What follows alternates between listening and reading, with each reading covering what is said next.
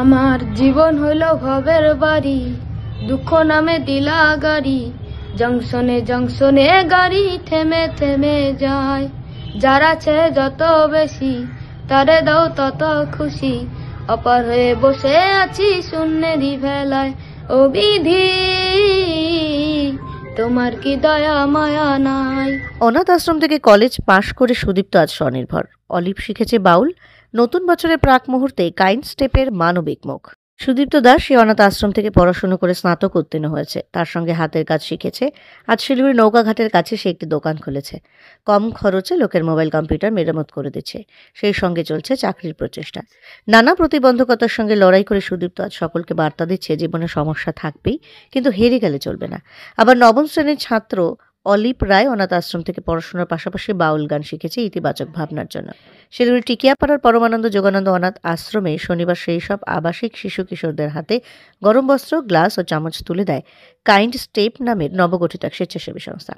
সেই স্বেচ্ছাসেবী সংস্থার তরফে প্রিয়াঙ্কা ঘোষ, অভিজিৎ শীল ওরফে যিশু, পায়েল পাল, সৌরভ পাল ওরফে আবির, শুভজিৎ চক্রবর্তী এবং দিয়া মিলে নিজেদের পকেটের পয়সায় সেই সব উপহার সামগ্রী তুলে দেয় ওইসব শিশু কিশোরদের হাতে। নতুন বছর শুরু হওয়ার আগে কাইন্ড স্টেপের এই সামাজিক ও মানবিক কাজে প্রশংসা করেন আশ্রমের তরফে সঞ্জয় মহারাজ। আগামী দিনে কলেজ বিশ্ববিদ্যালয় থেকে পাশ করা ছেলে মেয়েদের তৈরি কাইন্ড স্টেপ আরও মানবিক ও সামাজিক কাজ করুক, এমনটাই প্রার্থনা করেন সঞ্জয় মহারাজ। কাইন্ড স্টেপ থেকে সেই শিশু কিশোরদের এদিন দুপুরের মধ্যাহ্ন ভোজনের ব্যবস্থাও করা হয়। অনাথ আশ্রমের ছেলেমেয়েদের পাশে দাঁড়ানো দিয়েই তাদের এই সামাজিক ও মানবিক দায়বদ্ধতা শুরু হলেও ভবিষ্যতে তারা বৃদ্ধাশ্রম, পশু পাখি, চা বাগান সহ বিভিন্ন অনগ্রসর এলাকায় নানা রকম সামাজিক ও মানবিক কর্মসূচি গ্রহণ করবেন বলে কাইন্ড স্টেপের সদস্যরা জানিয়েছেন।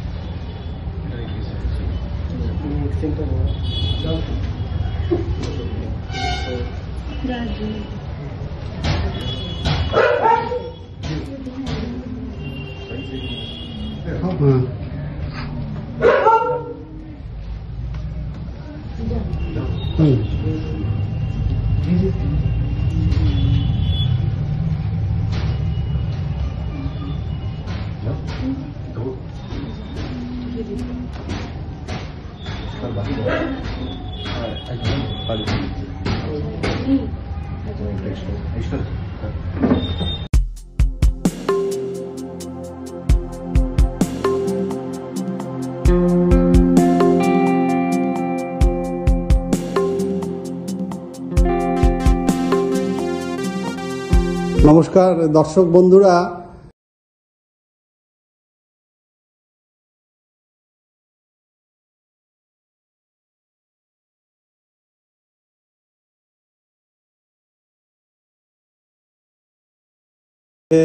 তিনি একজন বাউল শিল্পী, প্রখ্যাত বাউল শিল্পী, অসাধারণ তার প্রতিভা।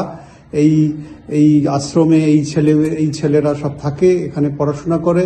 এদের এক একজনের এক এক রকমের প্রতিভা রয়েছে, এখানে শৃঙ্খলার মধ্যে থাকে। তো এই আশ্রমের শিশুদের পাশে আজকে দাঁড়িয়েছে কাইন্ড স্টেপ নামে একটি নবগঠিত সংস্থা। কাইন্ড স্টেপের এরা সব ছেলেমেয়েরা, ওরা সব কেউ কলেজ পাস করেছে, কেউ ইউনিভার্সিটি পাস করেছে এবং কেউ স্কুলেরও ছাত্রী রয়েছে।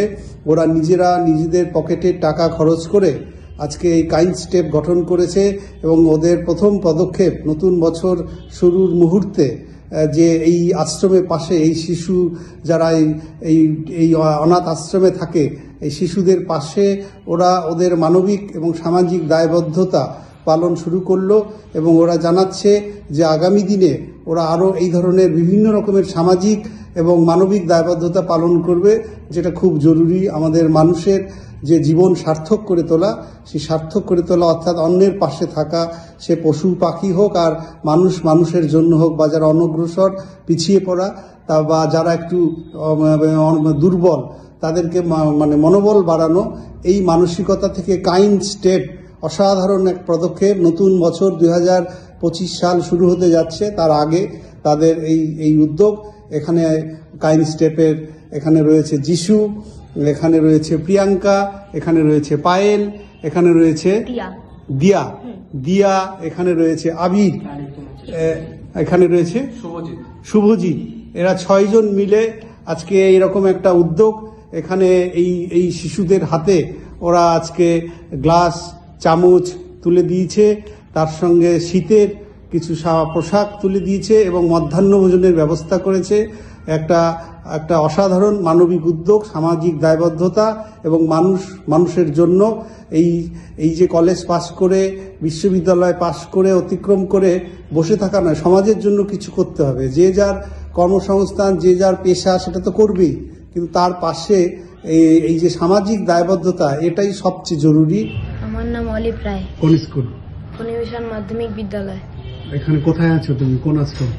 শ্রী শ্রী পরমানন্দ যোগানন্দ যোগাশ্রম। আজকে যে দিদিরা এলো, তোমার কেমন লাগছে? ভালো লাগছে। হ্যাঁ, ভালো লাগছে। আচ্ছা, তো তুমি মানে কি করো? পড়ার পাশাপাশি আর কি করো? বাউল গান করি। তো বাউল গান একটু শোনাবে একটু? আমার জীবন হইল ভবের বাড়ি, দুঃখ নামে দিলা গাড়ি, জংশনে জংশনে গাড়ি থেমে থেমে যায়। যার আছে যত বেশি, তারে দাও তত খুশি, অপার হয়ে বসে আছি শূন্যেরই ভেলায়। ও বিধি, তোমার কি দয়া মায়া নাই? ও বিধি, তোমার কি দয়া মায়া নাই? সুখেরই আশা যত দিয়ে গেছে ফাঁকি, তুমি দয়াল শেষ ভরসা কি আর আছে বাকি? সুখেরই আশা যত দিয়ে গেছে ফাঁকি, তুমি দয়াল শেষ ভরসা কি আর আছে বাকি? দুঃখের আনালে পুরে জীবন হইল ছাই। ও বিধি, তোমার কি দয়া মায়া নাই? আমার নাম সুদীপ্ত দাস। আমি 2012 সাল থেকে এখানে আছি। তখন আমার বয়স ছিল 12 বছর বয়স। তো আমি এখান থেকে পড়াশোনা কলেজ কমপ্লিট করেছি। কলেজ কমপ্লিট করার পরে তারপরে আমি মোবাইল রিপেয়ারিং শিখেছি, কম্পিউটার রিপেয়ারিং শিখেছি, তারপরে ভিডিওগ্রাফি করি, ওর সাথে ফটোগ্রাফিও করি, তার সাথে সিসি ক্যামেরার কাজটাজও করি, এগুলো করি। তো এখান থেকে আমি অনেকটাই এগিয়ে গেছি, অনেকটাই এখান থেকে আমি দাঁড়িয়েছি বলতে গেলে হয়। হ্যাঁ, এখন আমি একটা দোকান খুলেছি যেখানে আমার কম্পিউটার রিপেয়ারিং এর কাজ হয়, আর তার সাথে মোবাইল রিপেয়ারিংও করি এবং সেকেন্ড হ্যান্ড মোবাইল বিক্রি করি, নতুন মোবাইল বিক্রি করি। আস্তে আস্তে আমি এটার পিছনে আরো এগোতে যাচ্ছি। আচ্ছা, মানে একটা সময় তো যখন শুরুতে এসেছিল একটা অন্ধকার দেখছিল। একটা সময় তো আমার কিছুই ছিল না বলতে গেলে। আমি এখানে যখন আসি তখন কিছু ছিল না। আমি এত মানে জিনিসগুলো আমি এটা বলতে নেই, ঠাকুরের মানে একটা অন্যরকম একটা ইয়ে আছে। আমি যেখানে মোবাইল রিপেয়ারিং শিখেছি, আমি সেখানে যেখানে 3 মাসের কোর্স হয় সেখানে আমি 18 দিন ক্লাস করে আমি ওখানেই আমি আবার ক্লাস করাতে যেতাম। ওখানে যে স্টুডেন্টগুলো ছিল ওখানে আমি ক্লাস করাতে যেতাম, ওদেরকে শেখাতে যেতাম। মানে খুব তাড়াতাড়ি শিখে নিয়েছিলাম জিনিসগুলো। মানে এখান থেকে একটা লাইট পেয়েছো? এখান থেকে আমি একটা ঠাকুরের একটা আশীর্বাদ পেয়েছি বলতে গেলে হয়। আর এখানে মানে আমার সবকিছু বলতে গেলে এই আশ্রম, এখান থেকে আমি যা পেয়েছি আমি কোনোদিনই ভুলতে পারবো না।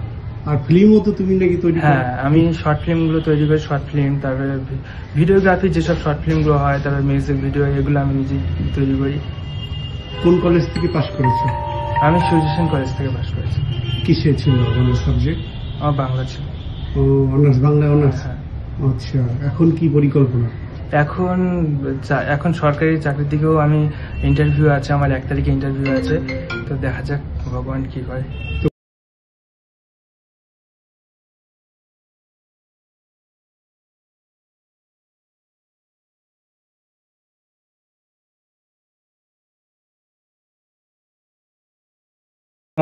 কমের মধ্যে আমি মোবাইল রিপেয়ারিং করে দিই, মানে সমস্ত রকম আইসি থেকে সব রকম কাজ আমি করি।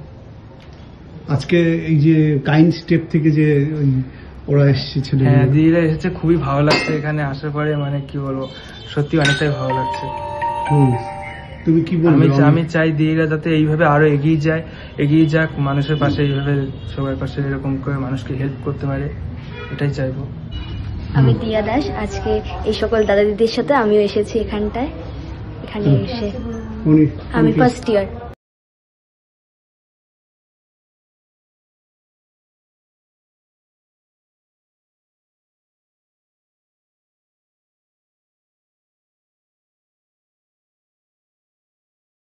জয়গুরু জয়। আজকের কাইন্ড স্টেপ সংস্থা থেকে আমাদের শ্রী শ্রী পরমানন্দ যোগানন্দ যোগা আশ্রমে এসেছে। ওনারা যে আমাদের দুস্থ অসহায় শিশুগুলো আছে, তো তাদের সেবা কাজে আজকের শীতের বস্ত্র এবং ওদের একটু প্রয়োজনীয় সামগ্রিক তুলে দিলেন, এবং আজকে দুপুরবেলার মধ্যাহ্ন ভোজনের আয়োজন ওনারা করেছেন। সত্যি ভীষণ প্রশংসনীয় যে সমাজের অবহেলিত অসহায় মানুষের পাশে ওনারা যে পদক্ষেপ নিয়েছে। ঈশ্বর মঙ্গল রাখুক, নূতন বছরের এইভাবে এগিয়ে যাক। আরো অনেক কাজ আছে সমাজে, এইভাবে এগিয়ে গেলে সমাজের আরো যারা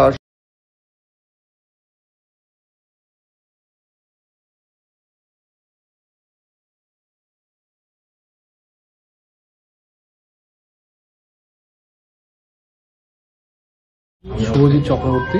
আমি কোনো সোশ্যাল মিডিয়ার সাথে নেই। আমি মাঝে মধ্যে যেখানে পারি বন্ধুদের মাধ্যমেও, যাদের সবার মাধ্যমেও পৌঁছে যাওয়ার চেষ্টা করি, যতটুকু আমার সামর্থ্য, যতটুকু পাশে থাকতে পারি একজন মানুষ হিসেবে মানুষের পাশে থাকা মনে করি। সেই বিষয়ে আমি এসেছি আজকে। এখানে খবর পাওয়ার সাথে সাথেই আমি চলে এসেছি। আমি পায়েল পাল। আমরা এখানে আজকে একটু কিছু করার চেষ্টা করেছি। প্রথমবার আমরা চেষ্টা করছি এখান থেকে, তারপরে আস্তে আস্তে কিছু করার চেষ্টা করবো। আগামী দিনে ওরকম করে করার যতটুকু ক্যাপেবল হবে আমাদের পক্ষে ততটা করার চেষ্টা করবো। কোন সংস্থা থেকে? আমরা কাইন্ড স্টেপ থেকে এসেছি আজকে। হ্যাঁ, কাইন্ড স্টেপ। আচ্ছা, কেন করছো এটা? অনেকদিন ধরে করার ইচ্ছে ছিল, কিছু একটা করার ইচ্ছে ছিল, তো আজকে এটা জাস্ট শুরু করলাম। আমরা সবাই মিলে একটা পদক্ষেপ নিয়েছি। Social responsibility.